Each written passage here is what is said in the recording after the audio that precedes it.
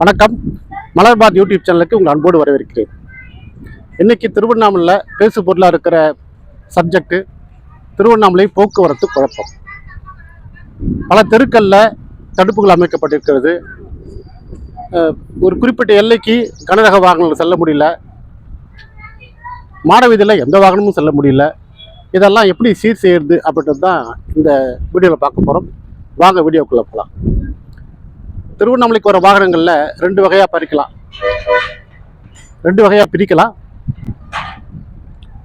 பேருந்தில் பக்தர்கள் பேருந்துலையும் வராங்க, டெம்போ டிராவலையும் வராங்க, இது ஒரு வகை. காரில் வராங்க, இது ரெண்டாவது வகை. இந்த ரெண்டு வாகனங்களும் முடிஞ்ச அளவுக்கு கோயிலுக்கு பக்கத்தில் போகணும். அதே சமயத்தில் போக்குவரத்து குழப்பமும் ஏற்படக்கூடாது. அதுக்கு என்னென்னலாம் வழிமுறைகள் இருக்குது அப்படின்றத பற்றி இப்போ பேசுவோம். வடக்க வேலூர் பக்கம் அவ்வளோப்பேட்டை சாலை, காஞ்சி சாலைன்னு வரக்கூடிய வாகனங்களை, கனரக வாகனங்களில் இப்போ பேருந்து நிலையம் புதிய இடத்துக்கு மாற்ற தான் சொல்கிறாங்க. ஸோ இது பழைய பேருந்து நிலையம் மாறிடுது. இந்த இடத்துல ஒரு பகுதியை அந்த டெம்போ டிராவலர் பேருந்துக்கு கொடுக்கலாம். முடிஞ்ச வரைக்கும் இப்போ அண்ணா ஆர்ச்சி பக்கத்தில் இருக்கிற வாகனங்கள் முடிஞ்ச வரைக்கும் கோயில் பக்கத்தில் வரதுக்கு ஒரு வசதியாக இருக்கும். அடுத்ததாக சென்னை சாலை, விழுப்புரம் சாலை, திருக்கோயிலூர் சாலை வரக்கூடிய கனரக வாகனங்களை இப்போ ஏற்கனவே நிற்குது இல்லைங்களா, சமய தெரு கடைசியில் காந்தி நகர் பக்கத்தில் ஒரு பெரிய மைதானம், அந்த மைதானத்துலேயே நிறுத்திடலாம். அடுத்ததாக மணலூர்பேட்டை சாலை, தண்டராம்பட்டு சாலை, சங்கம் சாலைந்து வரக்கூடிய கனரக வாகனங்களை நம்ம ஒரு புதிய இடம் தேர்ந்தெடுத்திருக்கோம். பழைய அரசு மருத்துவமனை வளாகம், அது பக்கத்தில் கால்நடை மருத்துவமனை வளாகம், இதில் பெரும் பகுதி உபயோகிக்கப்படாமலே இருக்குது. அந்த பகுதியை கேட்டு வாங்கி அந்த இடத்துல கனரக வாகனங்கள் நிறுத்தலாம். அடுத்ததாக நம்ம லைட் வெஹிக்கிள்ஸுக்கு கார்களுக்கு சொல்லக்கூடிய இடம் ரொம்ப வித்தியாசமாக இருக்கும். இப்போ வேலூர் சைட்லேருந்து வர வாகனங்கள் அம்மணியப்பன் கோபுரம் பக்கத்துலையும்,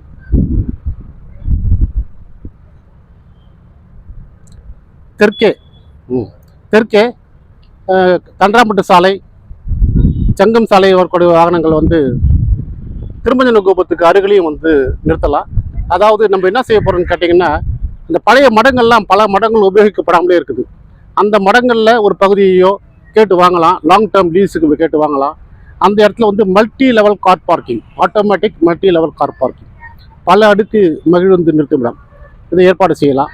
இப்படி ஏற்பாடு செஞ்சால் பெரும்பகுதியான கார்கள் அங்கே நிற்கிறதுக்கு வசதியாக இருக்கும். கிழக்கு பக்கம் விழுப்புரம் பக்கம் சென்னை சாலை வரக்கூடிய வாகனங்களை, கார்களை பழைய முனிசிபல் ஆஃபீஸ் இருக்கு இல்லைங்களா, சக்கரக்குளம் இருக்க, அதை இடித்து ஏதோ செய்ய போதா சொல்கிறாங்க, பழைய கட்டடம் டேமேஜ் ஆயிடுச்சுன்னு சொல்கிறாங்க. அந்த இடத்துல பண்ணலாம். இந்த 3 இடத்துலையும் அந்த மல்டி லெவல் கார் பார்க்கிங் வைக்கிறது மூலமாக குறைந்தபட்சம் ஒரு 1500 கார்களை அங்கே அக்காமடேட் பண்ண முடியும். மல்டி லெவல் கார் பார்க்கிங்கிறது ஒரு புது டெக்னாலஜி தான். எப்படி நம்ம ஊரில் இமெயில் கண்டுபிடிச்சாங்களோ, எப்படி நம்ம நாட்டில் ஏடிஎம் கண்டுபிடிச்சாங்களோ, அதே போல் மதுரையை சேர்ந்த நண்பர் இளங்கோ அவர்கள் அந்த மல்டி லெவல் கார் பார்க்கிங் கண்டுபிடிச்சிருக்காரு. அவர் முதல்ல ஒரு 5 வருஷத்துக்கு முன்னால் அமெரிக்காவில் இருக்கிற மியாமி பீச்சில் தான் அது நிறுவிருக்காரு. இன்றைக்கி உலகம் பூரா பல இடங்களில் அது நிறுவிருக்காங்க.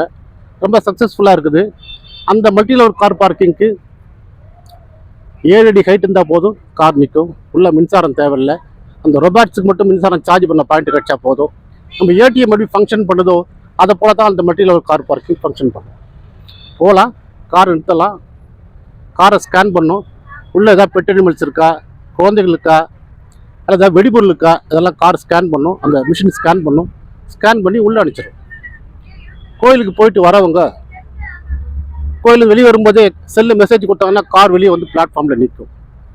ஸோ இந்த 3 இடங்களை, பழைய முனிசிபல் ஆஃபீஸு, அம்மணியம்மன் கோபுரம் பக்கத்தில் ஒரு பழைய மைதானம், ஏதாவது மடத்தினுடைய மைதானம், அப்புறம் திருமஞ்சன கோபுரம் பக்கத்தில் ஒரு பழைய மடம், இதை லாங் டேர்ம் லீஸுக்கு நம்ம கேட்டு கோயில் நிர்வாகம் கேட்டு வாங்கி இந்த மல்டி லெவல் கார் பார்க்கிங் அமைக்கிறது மூலமாக கோயிலுக்கும் வருமானம்.